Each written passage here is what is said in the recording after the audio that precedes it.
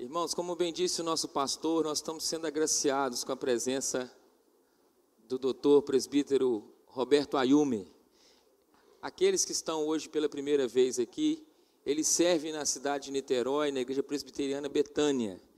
E ontem sábado, sexta especificamente para a liderança local, o nosso sínodo, ele pôde ministrar a nós pastores, famílias e a quem interessado na questão liderança, e foi realmente uma bênção. Ontem com os maridos, esposos, casais, e hoje a toda a igreja, a toda a família. Mas Ayume, muito obrigado.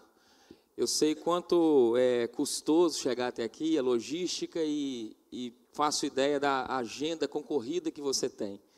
Mas louvo a Deus pela sua sensibilidade em atender a Macedônia e passar ela e chegar até nós trazendo a boa nova. E não tenho dúvida que o Espírito Santo, ele sopra sobre nós nesses dias e vai trazer vida sobre os nossos ossos secos. Obrigado, Ana, por acompanhá-lo. Uma honra poder conhecê-los e estar com vocês esses dias. Tá joia? E vamos estar orando por vocês, e como bem disse o nosso pastor, aguardamos, se o Senhor permitir, o retorno dos irmãos, e estaremos cobrindo vocês em oração no retorno para casa. Vamos orar? Pai querido, obrigado por esses dias tão preciosos que o Senhor tem nos proporcionado. Obrigado porque o Senhor tem usado a vida, ó Deus, de homens como o Roberto. E obrigado, Senhor, porque especificamente, eu não tenho dúvidas, o Senhor, ó Deus, pela sua palavra, tem transformado vidas e tem se, ó Deus, feito usar através de irmãos, de vasos frágeis como o teu filho. E rogamos agora mais uma vez que o Senhor dê a esse auditório, a tua igreja aqui reunida, que o Senhor dê a todos nós a graça de uma boa concentração. Livra-nos da distração. Livra-nos, ó Pai, de nos permitir que tudo aquilo que durante a semana nós temos de desafios possa ser aquilo que o Seu Filho nos ensinou, pássaros que tiram a semente que está sendo lançada, porque a semente é boa, e nós declaramos, ó Pai, aos céus, ao Senhor, que queremos muito um coração que é uma terra fértil, e que o Senhor possa, mais uma vez, em meio a essa semente, frutificar no nosso viver, em nome de Jesus, amém. Muito obrigado, pastor Carlos, pastor Anderson, muito obrigado pela recepção, pelo carinho de vocês, é um privilégio muito grande, é um prazer muito grande estar com vocês aqui, e também celebrar com a igreja, e com todos os presbíteros e liderança aqui, em nome do presbítero Saulo, quero saudar a todos, esse dia de aniversário, de celebração de vida e de bom testemunho que nos inspira. É uma alegria também estar com a Ana, que é minha esposa. Talvez queiram que você fique em pé, meu amor, porque vamos querer dar uma olhadinha para você. Olha só, Ana tem sido para mim o maior presente de Deus na minha vida. Nós temos 3 filhos, a Mariana, que hoje mora em São Paulo, é casada, o Daniel mora no Rio, a gente mora em Niterói, ele é solteiro, e Rodrigo, casado com Natália, mora em Niterói também com a gente, pertinho. E a gente fica assim naquela oração, que todo mundo fique pertinho, né? Acho que pai e mãe, assim, vocês que têm filhos que vão para BH, para São Paulo, para ficam orando para tudo voltar para cá, porque uma cidade maravilhosa como essa, dá vontade de ficar aqui. Não é só o café, né? A acolhida, a segurança, andar pela rua tranquilo, isso que parece normal, rotina para você, para a gente no Rio, não acontece mais. Ninguém anda na rua tranquilo. Ontem eu saí andando daqui até o hotel com a mochila, pensando, e se passar uma moto, levar minha mochila? Não, estou em Iguaçu, não estou no Rio de Janeiro. Então, às vezes, as coisas simples da nossa vida, as coisas normais da nossa vida, passam despercebidas, porque é tão natural, é tão comum, que eu não percebo tudo aquilo que pode estar de bênção por trás disso. A gente se acostuma com o que é sublime, a gente se acostuma com a igreja boa, se acostuma com um bom louvor, maravilhoso nosso louvor, se acostuma com um lanche gostoso que teve aqui ontem, se acostuma com o café bom que vocês tomam aqui. A gente se acostuma com as coisas e perde a noção do sagrado, a noção do sublime, a noção das bênçãos que nós vivemos. E por isso que hoje eu quero trazer para vocês o maior antídoto da alma. O pastor Carlos falou, acho que ficou preocupado, que talvez alguns fossem embora, que eu sou psiquiatra, porque não fica tão bem assim, né? Um psiquiatra pregando dá um mal-estar na igreja, meu Deus, que ponto, chegou a igreja de Manhuaçu, chamando psiquiatra para ajudar, uma está indo embora já ficou nervosa, está indo embora já, eu acho que já... deve ser por causa do neném, eu suponho. Mas é isso, isso não é culpa de vocês. Eu sou psiquiatra mesmo, 40 anos trabalhando com vidas, com casais, e um pouco menos tempo, 30 anos, trabalhando com consultoria de empresas e ajudando a arrumar a cabeça de executivos e empresários. Eu queria começar com um salmo muito importante, que Davi faz na caverna de Adulão. Ele fala assim: tira minha alma do cárcere, para que eu louve livremente o seu nome. Eu queria que você fechasse os olhos um minutinho. Senhor, cada um de nós tem algum impedimento de louvar livremente o seu nome. Cada um de nós tem alguma barreira, uma mágoa, uma amargura, uma dificuldade, uma crise, um problema, uma limitação, uma distração, uma agenda que nos faz prisioneiros da rotina, das preocupações, das amarguras, e nos impede de louvar livremente o seu nome. Livra a nossa alma do cárcere, das cavernas, dos impedimentos, que possamos estar aqui hoje livremente louvando o seu nome. Tira a nossa alma do cárcere. Eu peço que o Senhor envie uma graça para as pessoas que hoje estão muito atribuladas, um coração muito machucado. Hoje de manhã já foi difícil estar aqui. Sair de casa foi difícil, pensando se deveria ou não deveria estar na casa do Senhor, mas o teu Espírito trouxe. Eu peço para aqueles que não estiveram aqui, porque não conseguiram sair de casa, peço para aqueles que assistem agora na transmissão, em algum momento, essa palavra, e que o Senhor possa alcançá-los no seu cárcere, para que possam te louvar livremente. Pedimos assim, Pai, em nome de Jesus. Amém. Nosso tema de hoje de manhã é sobre família. Foi uma solicitação do pastor Carlos Eduardo. Tema muito desafiador, porque a família é o lugar mais difícil e mais importante para cada um de nós. É na família que fazemos as coisas mais bonitas e mais feias, as palavras mais doces e as mais cruéis, os momentos mais ternos e mais amargos. É dentro de casa que isso acontece. Não é no trabalho, não é na igreja, não é na cidade, é dentro de casa.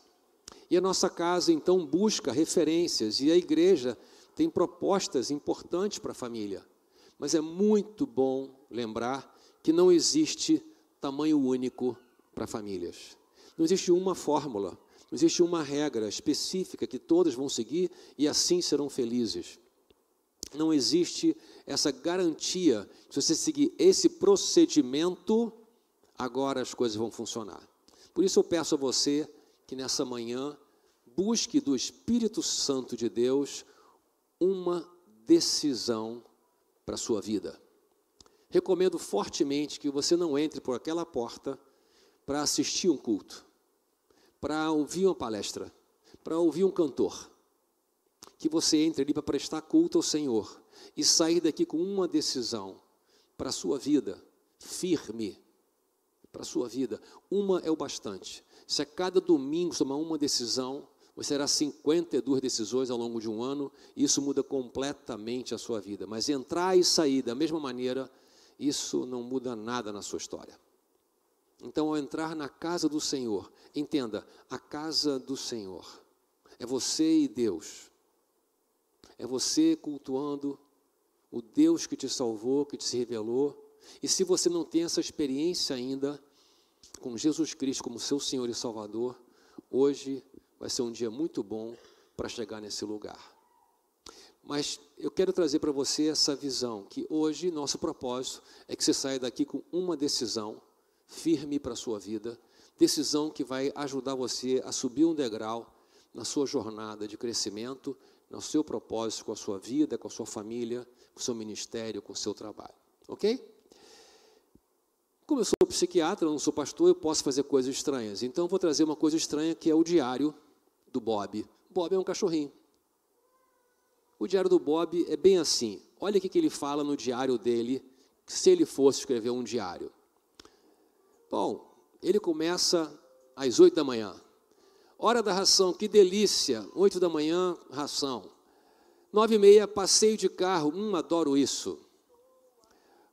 10 horas, passeio no parque. Eba! Esse é o diário do Bob. 10h30, ele coçou minha barriga. Adoro quando ela faz isso. 12 horas, biscoito de carne. Eu já posso morrer. 13 horas, hora de tirar uma pestana. 14 horas, acabei de tentar morder meu rabo. Não consegui, mas amanhã tento mais. 16 horas, acabei de fazer cocô mais uma vez. Será que ele vai desaparecer sozinho de novo? 18 horas, hora do jantar, mais ração. 20 horas, Netflix com meus donos. Amor. 22 horas, dormindo no chão lá dos meus donos. Minha vida é demais. Esse é o Bob, um cachorrinho simpático.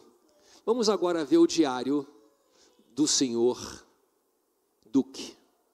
O senhor Duque é um gato, não tão animado quanto o Bob. E assim começa o diário do senhor Duque. Preste atenção. Dia 832 do meu cativeiro. Meus sequestradores continuam a me provocar com objetos estranhos que balançam. Eles se alimentam com carne fresca, enquanto eu e meus companheiros temos que comer um tipo de nugget seco. Apesar de eu deixar claro que eu odeio essa comida, eu preciso comer para manter a minha força. Dia 833 do meu cativeiro. A única coisa que me mantém vivo é o meu sonho de escapar. Em uma tentativa frustrada de enjoá-los, eu vomitei no carpete. Também decapitei um rato e larguei seu corpo sem vida no pé de um dos meus donos, sequestradores, para que tenham conhecimento das minhas habilidades. Espero que tenham conseguido botar medo em seus corações.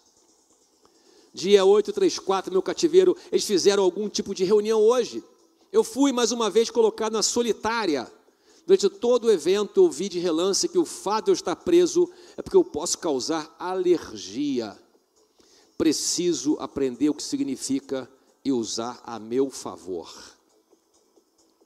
Dia 835 do meu cativeiro, quase tive sucesso em assassinar um dos meus sequestradores, ao dar patada em seus pés enquanto ele caminhava. Eu preciso fazer isso amanhã, novamente, mas nas escadas. Dia 836 do meu cativeiro, estou convencido que os moradores de outras espécies trabalham para os sequestradores. O cachorro tem privilégios especiais. Ele é solto regularmente e parece mais do que contente em voltar.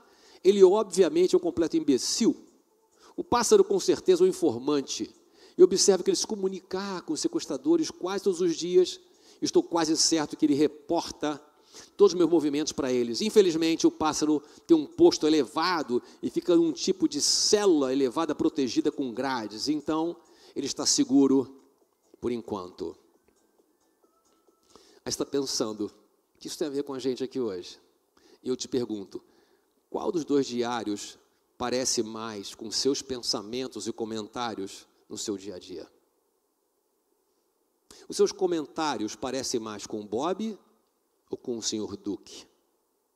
Quando você acorda de manhã, no seu almoço, a sua conversa parece mais com a alegria do Bob ou com a coisa ranzinza, chata, presa do senhor Duque?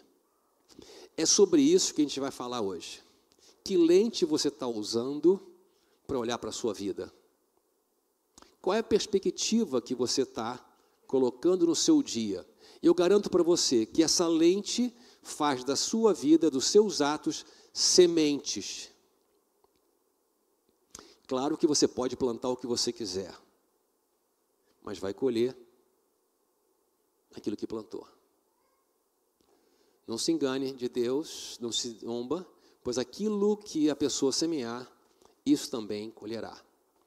Os seus comportamentos, as suas frases, as suas escolhas são sementes diárias e vão ter frutos ao longo da sua vida.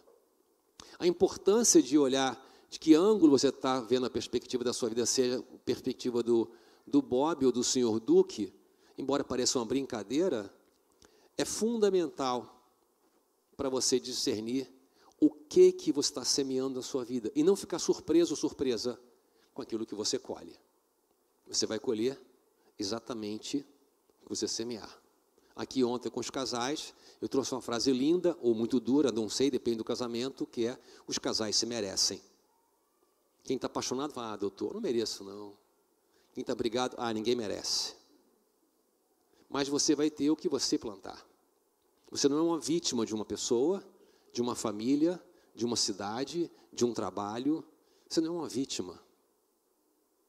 Você escolhe a sua vida.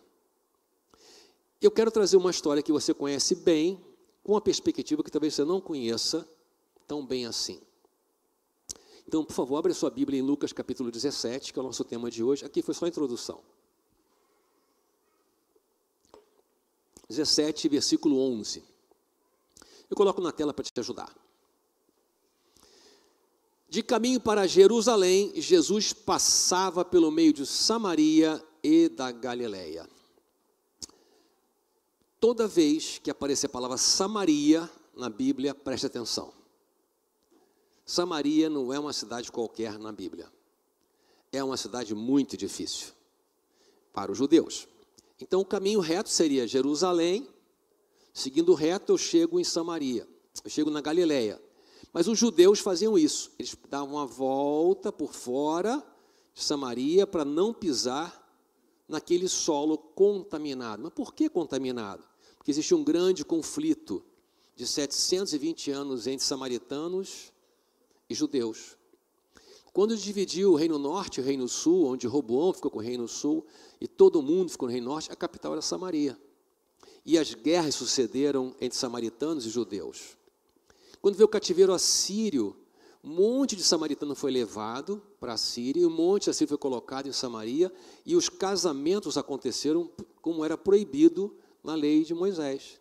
Então, para os judeus, o samaritano era um povo completamente impuro, não era mais judeu, era um povo anátema, amaldiçoado, maldito. O cativeiro babilônico, mesma coisa. Depois a reconstrução do segundo templo de Jerusalém, os samaritanos, eles invadiram o templo e contaminaram com porcos e ossos humanos. Depois os judeus foram no Monte Gerizim, destruíram o templo dos samaritanos. Então o ódio entre eles era tão grande que parece hoje o que acontece entre Israel e palestinos. Alguns convivem, mas se puder matar, melhor. E a revolta de Macabeus também na frente, eu não vou entrar em detalhes históricos, mas o ponto é, esse trajeto que os judeus faziam, Jesus não faz. Jesus passa pelo meio de Samaria. Aliás, ele passa no meio de Samaria intencionalmente. Num certo momento ele passa para encontrar uma mulher no poço, ali em Sicar, que está marcado no mapa, não sei se você consegue enxergar o mapa, aparece para encontrar uma mulher no poço, que uma mulher desclassificada, já é estranho encontrar uma mulher.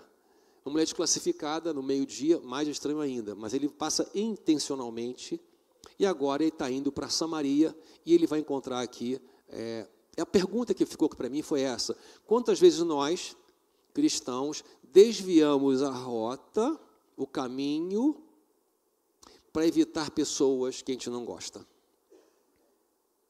Vai chegar festa de Natal, final do ano, aquele cunhado difícil, momento lá com alguém difícil da família, e você tem que estar ali, se possível desviando o caminho, chega tarde para compensar mais cedo, tentando evitar pessoas difíceis. Jesus não evita pessoas difíceis, ele vai até pessoas difíceis. Então vamos seguir aqui a nossa história, porque também temos isso aqui. Nós temos divisões dentro da nossa sociedade. Dentro da igreja tem gente que acha que o partido A é de Deus, o B é do diabo. Pessoas que acham que o B é de Deus e o A é do diabo. E nós temos conflitos, cancelamos pessoas por conta de partido político. Nós cancelamos familiares, amigos de infância, por causa de partido político. Eu digo para você, isso é pecado. Nós não temos autorização de Jesus Cristo para cancelar ninguém muito menos porque pensa diferente de nós. As pessoas têm o direito de pensar diferente, eu posso não concordar, eu posso não gostar, vou orar por ela para que Deus dê discernimento, mostre o que está escondido, eu oro pelo Brasil para que Deus salve o Brasil, liberte o Brasil, mas eu não posso cancelar um familiar, um amigo, alguém da minha igreja, porque é de outro partido. Isso é pecado. Se você fez isso ou faz isso, você precisa se consertar, pedir perdão e restaurar essa relação. Não tem que conviver nem discutir política com essa pessoa, mas cancelar é pecado. Ano que vem vai ser um ano muito difícil de novo, com muita polarização. E nós, como igreja, temos que manter a nossa unidade em Jesus Cristo. A nossa unidade não é na doutrina, nossa unidade não é no partido, a nossa unidade é na cruz do Calvário, no sangue do Cordeiro, que nos perdoou e nos aceitou, nos incluiu sem merecimento. Nós somos os samaritanos nessa história. Nós somos os pecadores que foram achados por Jesus sem merecimento algum. Nós somos o povo contaminado que ele encontrou. E se eu fui alcançado assim, eu preciso alcançar as pessoas da mesma maneira. Tem gente que acha que a religião B deve ser cancelada. E às vezes assim, porque ele é batista. Veja, é um cristão batista. Não, tinha que ser presbiteriano. Outras religiões, como o espiritismo, o candomblé, eu não vou cancelar pessoas. Jesus não cancelou ninguém. O ministério, às vezes, briga com outro ministério. Não acontece aqui em Manhuaçu, mas acontece em outros lugares. Ministério A briga com o ministério B. Você é um parente difícil, como eu falei agora há pouco, mas o mais comum é a esposa cancelando o marido ficando invisível na sua casa. É interessante você ver que Jesus não evita as pessoas. Ele vai em direção a esse encontro. Então, toda vez que a palavra samaritano ou Samaria aparecer na Bíblia, preste atenção, algo importante vai ser de lição para a gente.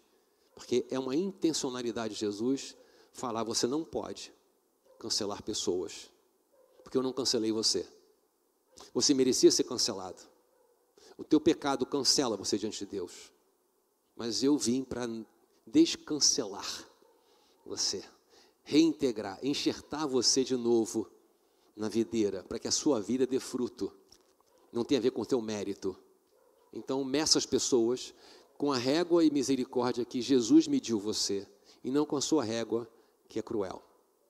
Vamos seguir, então, no texto. Versículo 12 agora. Já juntei aqui os dois. Caminho para Jerusalém, Jesus passava por meio de Samaria e da Galileia. Ao entrar numa aldeia, saíram-lhe ao encontro 10 leprosos. Leprosos. Toda vez que aparecer a palavra leproso, alguma coisa vai acontecer. A palavra leproso significa aquilo que é de pior na época. Leproso, gente, é que você não tem ideia do que é um leproso nessa época. Você só pensa nas perebas que a pessoa tem. Mas o leproso era a pessoa mais excluída por vários motivos. Primeiro, porque era um sinal de que essa pessoa era imunda por um castigo divino. A lepra é um castigo de Deus. Se ele tem lepra é porque ele é um pecador da pior qualidade. Aí ele era isolado da família, dos amigos, da cidade, até a morte. Não tinha como voltar. Ele não tinha mais família, trabalho. Podia ser uma pessoa muito famosa, muito importante. Era isolado, era cancelado, e não tinha mais um abraço, não tinha mais uma refeição na mesa, não tinha mais uma brincadeira com o filho, com o neto, não tinha mais nada. Ele agora é um imundo. E tem que gritar quando chega, imundo, imundo, imundo, imundo. E ninguém poderia chegar perto dele. E se ele chegasse perto, ele era apedrejado.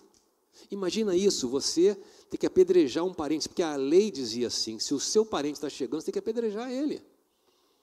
Porque ele vai contaminar os outros, porque ele é imundo.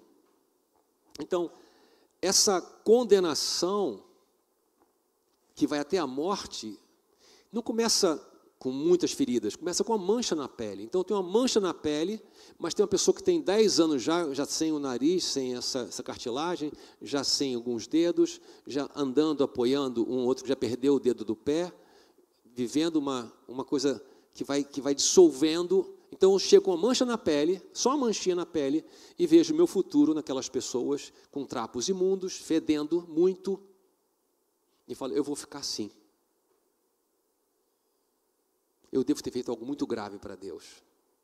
Então, a rejeição sobre o leproso era algo tão profundo que muitos suicidavam. E Jesus não rejeita o leproso. Ele não se afasta do leproso. Pelo contrário, eles conversam com Jesus. Vamos ver o versículo 13 agora. De caminho para Jerusalém, Jesus passar pelo meio de Samaria e da Galileia, ao entrar numa aldeia, saiu ao encontro de 10 leprosos, que ficaram de longe e gritaram: Jesus, mestre, tenha compaixão de nós. Toda vez que alguém fala Jesus, mestre, tem algo importante na Bíblia para você aprender. Aqui, você vai entender uma coisa muito especial. Ele está chegando numa aldeia, ele é um judeu. Os judeus não gostavam de Jesus. Os samaritanos não gostavam de judeus, Jesus era judeu. Ninguém reconhecia a sua divindade, nem judeu, nem samaritano. O primeiro que reconhece a divindade de Jesus é o leproso. Olha que coisa interessante. Para o leproso reconhecer a divindade de Jesus, o Espírito Santo tinha que revelar para o leproso que ele era o Senhor. Ninguém pode reconhecer Jesus sem que o Espírito Santo traga essa revelação. E o Espírito Santo escolheu os mais impuros da época, que eram samaritanos, já era impuro ser samaritano, e samaritano leproso. Assim, é o ó do bobó. É o pior que tem de impuro, é samaritano leproso. É o top do imundo. Imundo porque era samaritano, imundo porque era leproso. Mas o Espírito Santo escolheu os piores da sociedade para revelar que Jesus é o Senhor. Através da crise deles, da lepra. Muitas vezes, numa crise na sua vida, o Senhor vai se revelar para você.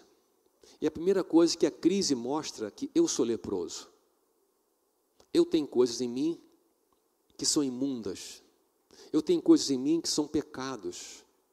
O Espírito Santo, ele revela a minha lepra. Ele revela a minha condição de não merecimento da salvação. Mas desse lugar de reconhecimento que eu não mereço a salvação, desse mesmo lugar onde eu vejo o meu pecado, é o mesmo lugar que o Espírito Santo me revela que o Senhor que me escolheu, que não tem a ver com meus méritos, que não tem a ver com a minha capacidade, não tem a ver com aquilo que eu faço ou deixo de fazer. É uma graça não merecida. E eles clamam por compaixão. É lindo isso porque eles conseguem ver em Jesus o prometido nas Escrituras. Os estudiosos da época, os mais sábios, os escribas, fariseus, que eram os mais assim afinados na doutrina, na teologia, vamos chamar assim, eles não reconhecem Jesus. Pelo contrário, eles acham Jesus um herege, um pecador, que cura no sábado. Que absurdo curar no sábado. Jesus parecia que gostava de curar no sábado, mão ressequida, mulher encurvada, sempre tem um sábado para ele curar. E a pessoa ficava indignada, porque a lei fala, não pode fazer nada no sábado. Jesus fala, vocês usam a lei falsamente. Se teu filho cair num poço, um empregado cair num poço, um gado cair no poço, você vai tirar o bicho do poço? Vai tirar. Por que eu não posso curar no sábado? O sábado foi feito para abençoar o homem, não o homem para obedecer o sábado. E ele questiona essa doutrina da falta de cuidado, de misericórdia, de compaixão com as pessoas e fixados na lei. Lei que não faz sentido.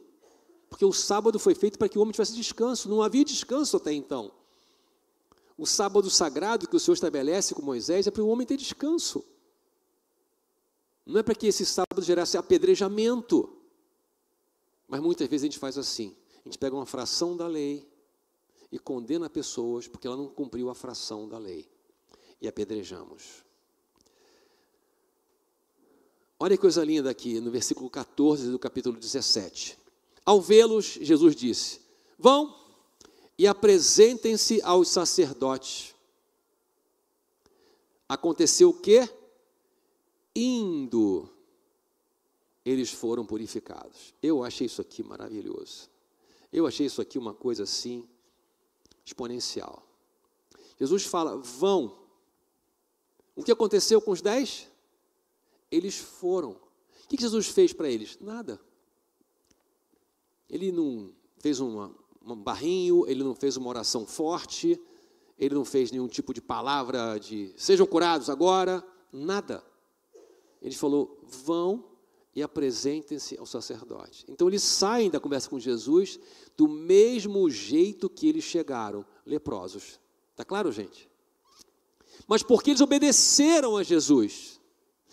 Indo significa obedecendo, atendendo, se submetendo, indo na palavra de Jesus, no caminho, obedecendo o chamado, a ordem do Senhor. Porque veja, muita gente reconhece que Jesus é o Senhor, mas quando ele dá uma direção, não, isso eu não quero fazer não. Isso é demais para mim. Não perdoar não, essa pessoa que não dá perdoar não, a outra perdoa, isso aqui não dá perdoar não. Não, esse hábitozinho que eu tenho aqui não faz mal para ninguém, isso aqui eu não vou parar não. Então, peraí, se ele é mestre, Senhor, e é Deus, e ele fala alguma coisa para mim, como é que no caminho eu não faço o que ele falou? Como é que a minha vida é diferente no caminho do que ele falou para ser? Eu posso não conseguir, mas eu estou no caminho, eu estou no indo, eu estou no passo, não foi o primeiro passo que eles foram curados. Não sei quando veio a cura deles, eu não sei em que momento aparece a cura deles, mas em algum momento no caminho, eles se percebem, no caminho, antes de chegar no sacerdote, se percebem curados.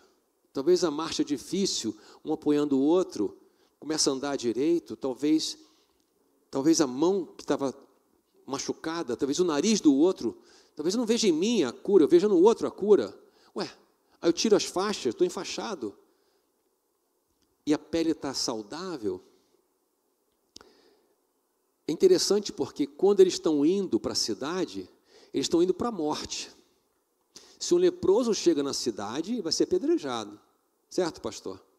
Ele não vai ter misericórdia. Eles estão indo em direção contra a lei dos homens. Eles obedeceram Jesus, fazendo uma coisa errada. Eles não podiam ir para a cidade. A não ser que estivessem curados. Aí poderiam ir para a cidade. Então eles vão para um tudo ou nada. Isso que eu acho bonito. Eu acompanho vidas há 40 anos no consultório. As crises chegam no meu consultório como um tudo ou nada. E é nesse momento que muitas pessoas encontram Jesus. Quando não tem mais nenhuma opção, para frente, para trás, para a direita, para a esquerda, é para o alto a resposta. A gente se ajoelha e busca do Senhor a resposta. Eu acho uma coisa incrível essa história, porque no caminho, indo, obedecendo uma ordem completamente impossível, eles encontram a cura. E aí, olha que bonito, um dos 10, vendo que estava curado, voltou dando glórias a Deus em alta voz. Eu consigo imaginar esse cara pulando, gritando, escandalizando, eu não sei, devia estar tendo um surto de alegria, daquele assim que aquela criança ganhou um presente esperado no Natal, e não consegue parar de pular, e chora, e grita, e canta, e prostrou-se com o rosto em terra aos pés de Jesus, agradecendo-lhe. E este era samaritano. Não está dizendo que os outros não eram samaritanos, dizendo que esse é samaritano. Mais uma vez, samaritano. Um povo excluído, que Jesus primeiro se manifesta. A primeira pessoa que reconhece Jesus como o Senhor, se eu não me engano, é a mulher samaritana. Agora vejo que é profeta, e depois vejo o Senhor, é o Messias esperado. Não foram os judeus que reconheceram Jesus como o Senhor, foram os samaritanos. É lindo você considerar que esse leproso, ele devia ter muitos motivos de correr para a cidade, e chegar para o sacerdote, e mostrar que está curado, e fazer ali a oferta da sua lepra, e encontrar sua esposa, seus filhos, seus netos, seus negócios, abraçar, contar os milagres. Ele tinha muitos motivos para isso, mas esse samaritano entende que antes de fazer isso, ele precisa reconhecer que quem o curou foi Deus. o Senhor encarnado, Jesus Cristo, Deus entre nós, Deus Emanuel. Ele volta para agradecer. Ele não vai para a sua vida, para a sua agenda, para a sua rotina. Ele volta para agradecer. E aqui eu tenho uma lição maravilhosa. A grande cura não está no corpo do leproso, está na alma. Uma pessoa leprosa, excluída, traz no coração muitas amarguras, muitas violências, muitas humilhações, muitas pessoas que apontaram um dedo: pecador, você está aí porque você pecou, você não merece. Uma pessoa que foi excluída, um samaritano, como um pecador, como doente, porque Deus castigou, traz na sua alma muita tristeza, muita raiva, muita dor. E a mistura de tristeza, raiva e dor chama amargura. É uma coisa contida e ácida. Mas no momento que ele encontra Jesus, e ele obedece Jesus, e é curado, ele reconhece que foi Jesus que curou, ele recebe uma explosão de alegria. Aonde vai a sua dor? Aonde está a sua amargura? Aonde está a sua raiva? Tudo desaparece diante da graça recebida. E aqui está para a gente um dos pontos mais importantes da nossa história. Se você um dia encontrou Jesus, se você um dia encontrou o perdão para os seus pecados, você é um leproso como eu, que foi curado. Em Efésios capítulo 2, Paulo fala assim: Ele lhes deu vida quando vocês estavam mortos em suas transgressões e pecados, nos quais vocês andaram no outro tempo, segundo o curso deste mundo, segundo o príncipe da potestade do ar, do espírito que agora atua nos filhos da desobediência. Está dizendo aqui o seguinte: você era um leproso, uma leprosa, que estava morto no seu pecado, sem menor saída, e Jesus alcançou você. Ele alcançou você. O seu entendimento estava obscurecido, capítulo 4. Separados da vida que Deus concede por causa da ignorância que vivem, pela dureza do seu coração. E ainda, um pouquinho mais na frente, ele fala, de volta no capítulo 2, naquele tempo vocês estavam sem Cristo, separados da comunidade de Israel. Ou seja, separados do povo de Deus. Estranhos às alianças da promessa, não tendo esperança e sem Deus no mundo. Isso é a nossa marca. Um povo que anda um apoiando no outro, com doenças incuráveis, com apodrecimento contínuo, que foi alcançado por Jesus Cristo. E eu quero trazer para você essa visão de que a lepra naquela época era física. Hoje a lepra é na alma. Que impede você ter comunhão com a sua esposa, com o seu marido, impede você abraçar e perdoar o seu filho, perdoar o seu pai e sua mãe, que impede você ter comunhão com outras pessoas na igreja que você cancelou, que impede você estar livremente cantando para o Senhor aqui num culto, porque o coração tem uma agenda paralela. Esse lugar da lepra que impede é o seu cárcere, é o meu cárcere. E por outro lado, olha que coisa mais linda, Jesus fala para esse leproso em Lucas capítulo 17 ainda. Então Jesus perguntou: não eram 10 os que foram curados? Onde estão os outros 9? Não se achou quem voltasse para dar glória a Deus a não ser esse estrangeiro? Ele disse: levante-se e vá, a sua fé salvou você. 10 foram curados, 1 foi salvo. Que diferença absoluta, absoluta diferença. O que você está procurando de Jesus? Ser curado ou ser salvo? Resolver o seu problema, a sua agenda ou a sua eternidade? Aonde está a sua linha de chegada? No problema com seu filho, o problema financeiro, com a sua saúde, o casamento, o não casamento, o descasamento, o recasamento? Aonde está a sua linha de chegada com Jesus? Em que você encontrando fala, Senhor, tenha compaixão de mim. Aonde que está essa lepra? Mas esse samaritano, ele volta porque a principal cura dele foi no seu espírito, na sua alma, não foi no seu corpo. E é muito importante a gente considerar que aqui está o principal antídoto para a alma, que não por acaso é a semana de vocês da gratidão.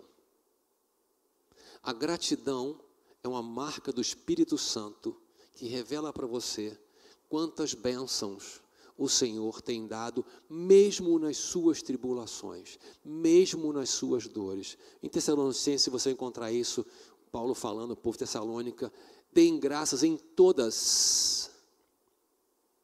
Esse grifo, claro que é meu. As circunstâncias. Pois esta é a vontade de Deus para vocês em Cristo Jesus. Quando eu dou graças, eu encho o meu coração de gratidão. Eu reconheço que o Senhor é soberano. E ainda que haja uma luta, uma dificuldade, uma angústia, um desconforto aqui, o Senhor está presente no meu desconforto. O Senhor está presente na estrada onde a minha lepra é apresentada. O Senhor fala para mim, para que eu vá até onde tem a igreja, onde tem a resposta, e indo, no caminho indo, eu sou curado. E eu sou convidado a voltar para abençoar, para agradecer, para celebrar. Agora há pouco nós trouxemos nosso dízimo aqui. O que é o nosso dízimo? Além de ser uma direção clara de Jesus também, no Novo Testamento, como era no Antigo Testamento, fora essa questão da direção clara de Jesus, eu reconheço que o meu trabalho é do Senhor, que a minha renda é do Senhor. Então aqui eu trago a porção da minha renda para a obra do Senhor, para investir em outras pessoas, investir em outras famílias, investir em missionários, investir na própria igreja, investir nesse som bom que vocês têm aqui, nesse ar-condicionado gostoso que vocês têm aqui, e investir para que outras pessoas encontrem mais conforto do que você encontrou quando você chegou aqui. E que as gerações futuras encontrem uma igreja ainda mais viva, mais saudável, mais aparelhada para poder fazer transmissão, como faz aqui hoje para muitas pessoas. Vários pastores me mandaram mensagem agradecendo a transmissão, que eu mandei, eu tenho uma lista de pastores que eu tenho conversas constantes, que estavam assistindo online o encontro de sexta-feira e de ontem, agradecendo que foi bênção para eles, porque tem gente investindo tempo, dinheiro, energia para fazer isso aqui acontecer. A nossa vida é vida de oferta, gente. A nossa oferta é a expressão da nossa gratidão, a nossa disposição de lavar os pés uns dos outros, de trabalhar, de investir um pouquinho do meu tempo, para que outras pessoas sejam abençoadas como eu sou abençoado aqui. A igreja não é um lugar onde alguns trabalham e alguns assistem. É um lugar onde todos servem, todos trabalham. Não tem que ser um presbítero, um diácono para trabalhar. Muito antes de ser presbítero, eu trabalhei a vida inteira na igreja. Não importa se eu vou ter algum título, alguma eleição ou não. Eu vim para servir ao meu Senhor, e eu sirvo o meu Senhor servindo você. Servir não é nenhum tipo de favor, não. É um privilégio. E ao mesmo tempo, Jesus falou para fazer isso. Servir uns aos outros. Eu não posso ter uma vida que não cuida. Porque quando eu tenho uma vida que não cuida, eu espero ser cuidado. E o meu coração se endurece. Por falar em endurecimento, eu trouxe um ponto aqui ontem para as mulheres, que também vale para os homens, que é: aprendi a viver contente em qualquer situação. Que está ligado em tudo dai graças. Essa é a vontade de Cristo. O contentamento, para mim, é o maior sinal de lucidez de uma pessoa e discernimento espiritual, ou seja, da sua relação com o Espírito Santo de Deus. O ser humano é um ser descontente, um ser agitado, um ser que deseja toda hora uma coisa a mais, uma coisinha a mais, que nunca está bom, que sempre tem uma reclamaçãozinha para fazer, um mais para colocar, a mais, e assim o coração fica sempre numa angústia de que falta alguma coisa para ser feliz. Mas Paulo, da prisão, escreve para o povo de Filipos dizendo: aprendi a viver contente. Não é que bom estar aqui na prisão, não é estou feliz na prisão, eu entendo que eu estou aqui pela vontade de Deus. Eu entendo que eu estou aqui pela vontade de Deus. Recentemente eu escutei uma história de um diácono que eu fiquei muito impressionado. Um pastor me contou essa história, que ele era um grande evangelista. Estava sempre no ônibus, na cidade, evangelizando, no restaurante, evangelizando pessoas. E veio um câncer grave. Ele teve que ser internado. E aí o pastor foi lá consolar ele, falar com ele: pastor, estou muito animado. Eu vou para o hospital agora. Eu sempre quis evangelizar no hospital, nunca deixaram eu chegar no hospital. Agora eu vou estar ali dentro, eu vou meter o rei nesse pessoal. Vou falar de Jesus. E ele foi para o hospital, era um caso grave, ia fazer uma intervenção depois de quimioterapia, e o pastor ia lá visitar ele: pastor, olha só, tem aquela pessoa ali, já aceitou Jesus. Isso aqui tão duro, hein? Isso aqui está duro, mas vai aceitar essa semana. E começou a quimioterapia, e cai cabelo, e vai ficando fraquinho. Pastor, já 5, um médico aceitou Jesus aqui, escondidinho comigo, tem vergonha, mas aceitou Jesus comigo. As enfermeiras toda hora vêm aqui perguntar sobre Jesus. Então, uma bênção, pastor, isso aqui é um campo missionário, glória a Deus. Avança o câncer dele, avança a quimioterapia, ele está bem fraquinho, cadeira de roda. Pastor, eu não sei nem como agradecer a Deus por estar aqui.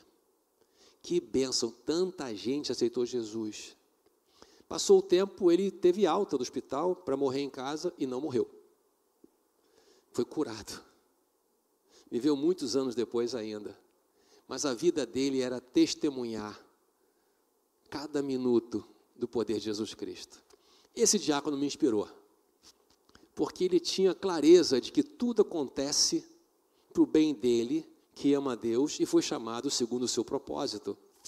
E ali naquele lugar, ele tinha a coragem e a ousadia de trazer o céu para a terra.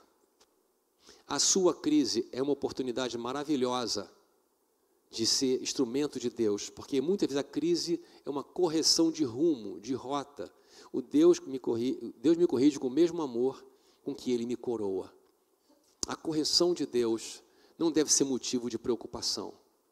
A correção de Deus sempre é correção amorosa, para mudar a rota, o caminho da minha vida, e a crise acontece por esse caminho. Eu quero terminar com uma história preciosa, que é o poder da bênção. Quem aqui é pai? Levanta a mão. Quero falar de maneira muito especial para o pai. Não que a mãe não possa aproveitar essa aqui. Essa história é a história de um pai. E essa história aconteceu bem pertinho daqui. Onde foi? Aconteceu em Inhapim. Gente, Inhapim, hoje já não é muito grande, né? Tem alguém de Inhapim aqui? Deixa eu ver aqui. É uma cidadezinha aqui, em 1918. O que tinha em 1918 em Inhapim? Tinha uma rua de terra claro, um gramado com um banquinho. Esse gramado era a praça da cidade. Tinha uma farmácia e uma venda, que era o centro comercial. É isso aí, acabou Inhapim. Tinha as fazendas onde os meeiros trabalhavam para ganhar metade da produção. E é nessa cidade que aparece o nosso personagem. O nosso personagem, ele chama Conradinho. Aqui, 1918, um garoto de uns 7, 8 anos. E o pai dele, filho de índio, trabalhava de meeiro na fazenda. E aí, Conradinho lá, na hora do almoço, levava a marmita para o pai. E tinha aquela enxadinha de meia libra para ajudar um pouquinho, só para acompanhar o pai ali.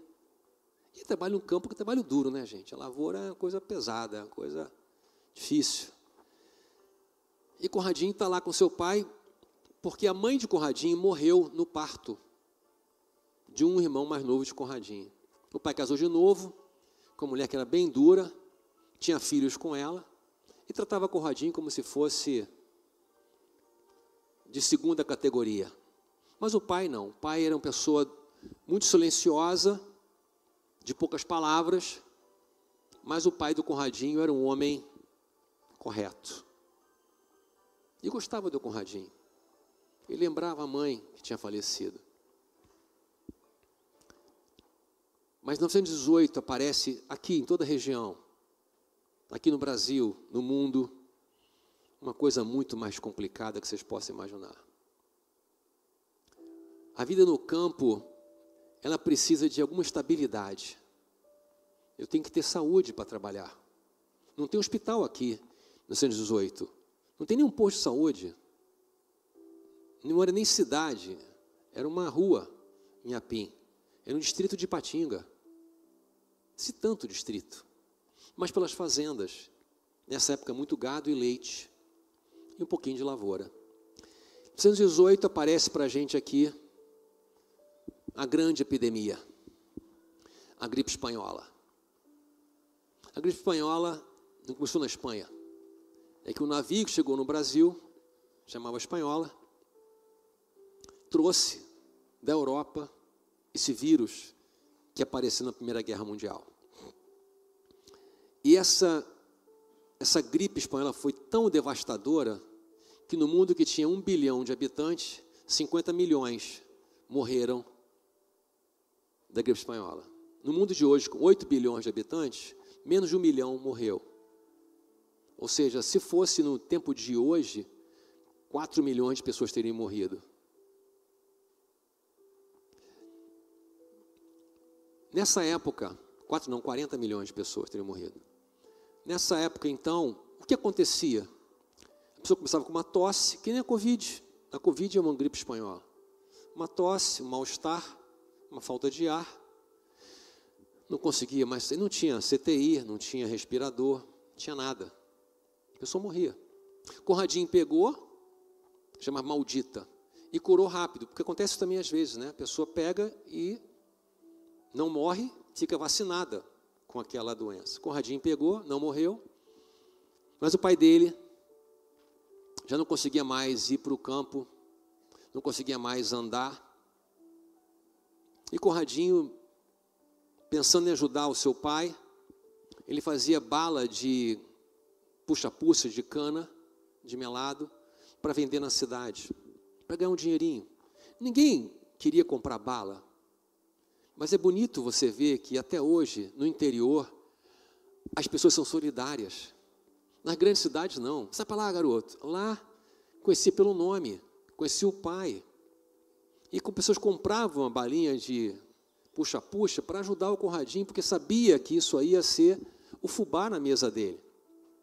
Ele pegava as moedinhas e colocava no balcão lá do armazém. Ele não sabia ler, não sabia escrever, não sabia fazer conta, não sabia quanto valia o dinheiro. Completamente analfabeto. Nunca entrou numa escola, nunca teve um sapato.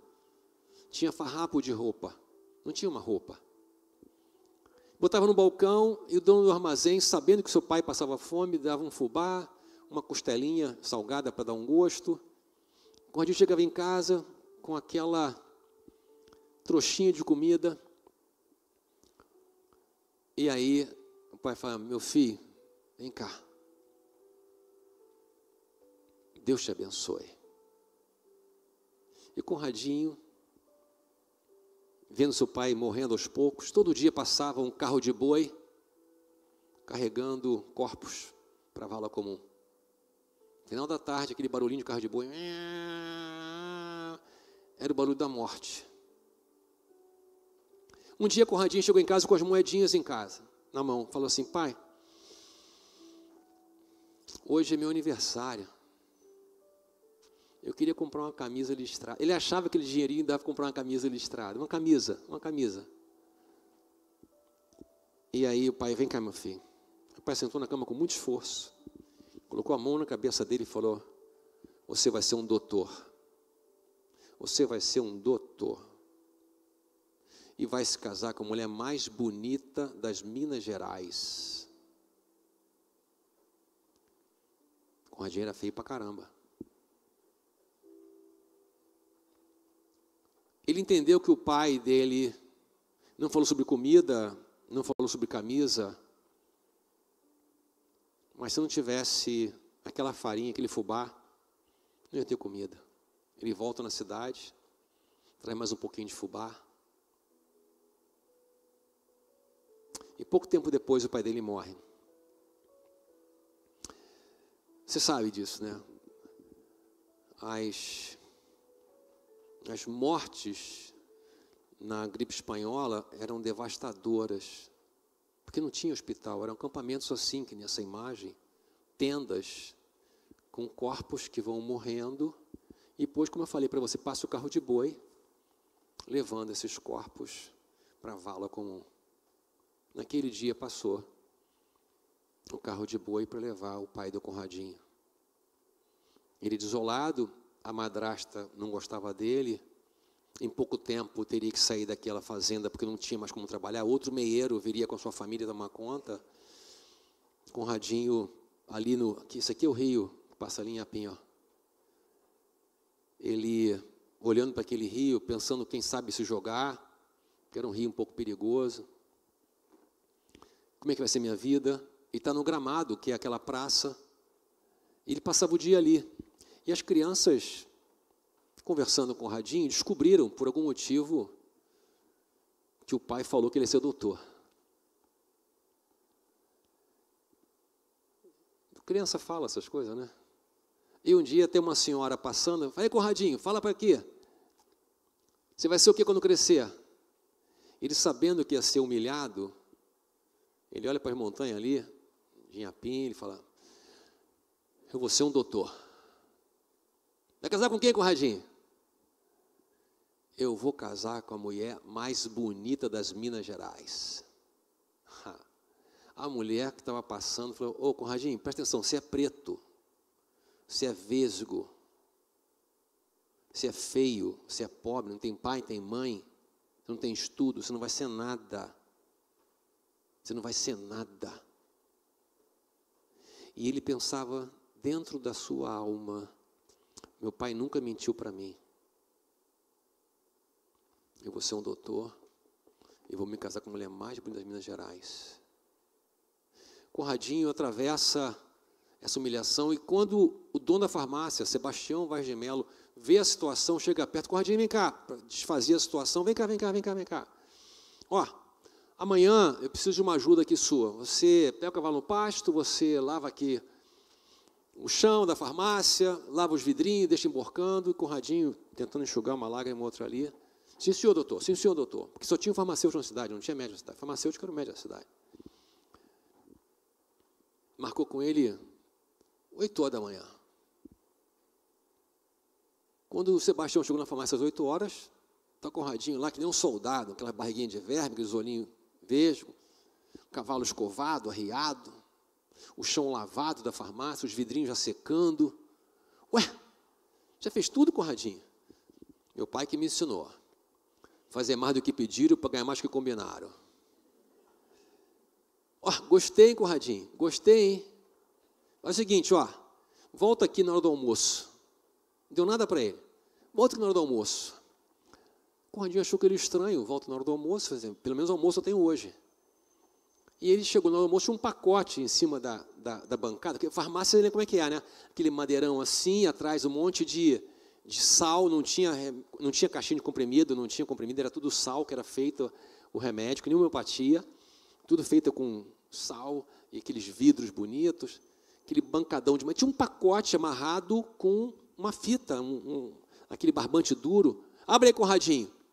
Quando ele abriu, deu um pulo para trás, que nem uma cobra. Ele pulou para trás. O que é isso? O que tinha no pacote? Uma coisa que ele nunca tinha visto. Um par de sapato de criança. E tinha uma calça de risca. Calça de risca era uma coisa fina. Não é calça qualquer não, calça de risca. E uma camisa de manga. O tamanho dele, ele achou estranho.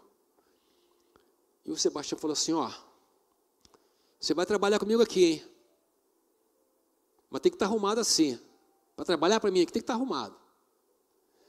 Conradinho olhou para ele como quem não está acreditando, né? E tem mais. Vai ter que estudar. Você vai ter que estudar. Não pode ficar ignorante. Aí não se aguentou.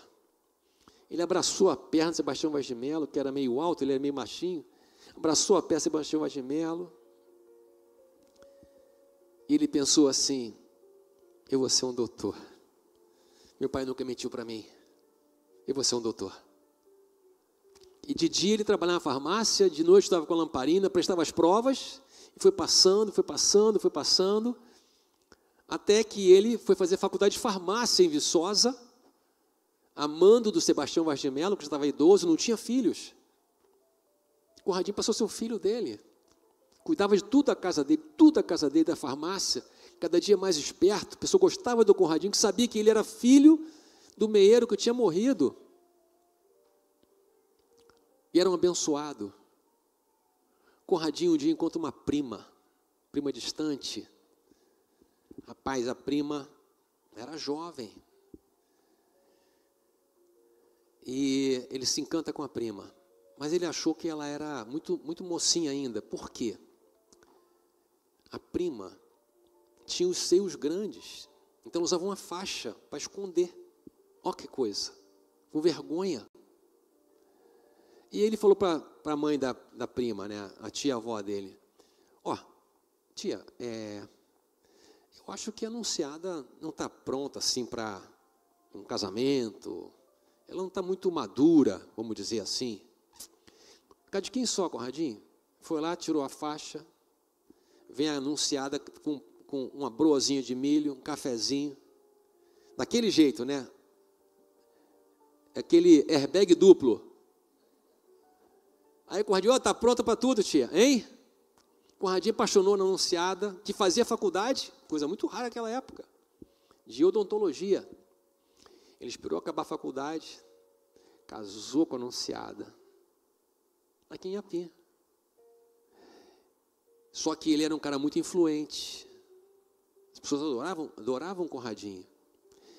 E aí começaram a implicar, porque ele é farmacêutico, chegou um médico na cidade, e ninguém queria ir no médico, só queria ir no Conradinho, porque ele tinha as fórmulas. E se ele tinha o médico de cidade, não podia mais ser o médico prático. Então ele foi fazer faculdade de medicina. E fez faculdade de medicina.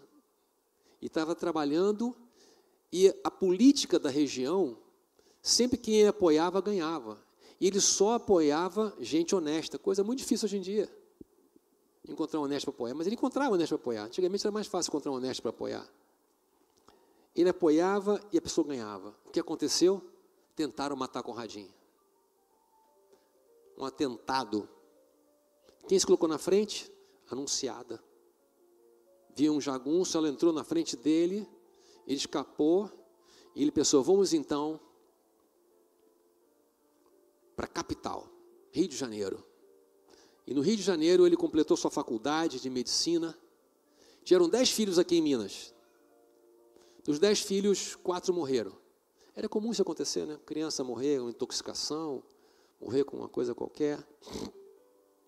Conradinho comprou a farmácia do Sebastião Vaz de Mello, mas não comprou dando dinheiro, comprou pagando a vida inteira.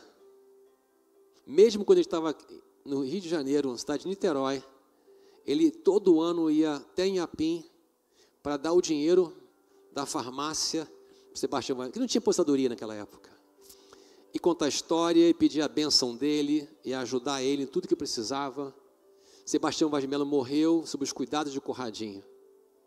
Conradinho em Niterói, ele tinha um consultório que atendia gente pobre. Ele às vezes voltava para casa com menos dinheiro do que ele foi trabalhar, porque dava o dinheiro do remédio para a pessoa comprar. Conradinho também tinha uma farmácia, e tinha um consultório em farmácia. E nessa história com Maria Anunciada, os seus 6 filhos agora, ele formou os seus filhos e cuidou de muitas. Ele cuidava do prefeito, do bispo e do lixeiro. Ele preferia o lixeiro. O Conradinho morreu bem idoso. Aqui o Conradinho aqui, ó. Dá um close no Conradinho para você. Essa história não é a história de um livro. Essa história é a história do meu avô, Dr. Conrado Balbino de Souza. Um homem que era órfão, que não tinha nada, além de ser um pouco vesgo. Você vai ver aqui, está de óculos ali, ó. É meio vesgo ainda. E aí do lado dele a minha avó, doutora Maria Anunciada. E aqui embaixo, o cara de zangado, meu pai. E pai está zangado por quê? Imagina, botar esse babado na minha roupa, coisa horrorosa. João Ailmer, que hoje nós oramos por ele agora há pouco. 92 anos, um psiquiatra que ainda tem consultório, que teve uma queda porque ele é abusado, mas já tem o meu filho lá, que é geriatra, apoiando ele para dar esse cuidado e essa proteção. Conradinho viveu dias de muita luta, mas ao lado de Anunciada, ele foi prevalecendo, dando para mim, para os meus filhos, e hoje para vocês, um testemunho da bênção do Pai sobre a vida dele. Você tem uma ideia? A minha avó foi chamada para ser Miss Minas Gerais, mas recusou porque tinha que usar maiô. E mulher direita não usava maiô, imagina. Naquela época usava maiô? 20, 30? Não. Mas era muito bonita a minha avó. Conradinho continuou muito feio. Mas ele tinha uma lábia também que tchutchu do Conradinho não era fácil não. Eu quero trazer para vocês essa imagem do meu avô, para você que é pai, para você que é mãe. Ao estar com seus filhos, com seus netos, que saia da sua boca uma palavra de gratidão a Deus e de bênção sobre seus filhos e netos. Que eles tenham de você uma palavra onde o futuro reservado por Deus é maior que as limitações do presente. Que o Senhor possa usar você poderosamente para abençoar por onde você for. E que o seu coração transborde de gratidão. Transborde desse reconhecimento da bondade de Deus.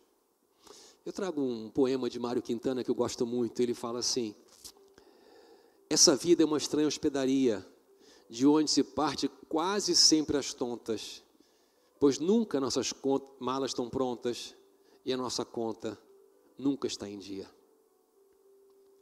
Prepara a sua mala, coloca as contas em dias.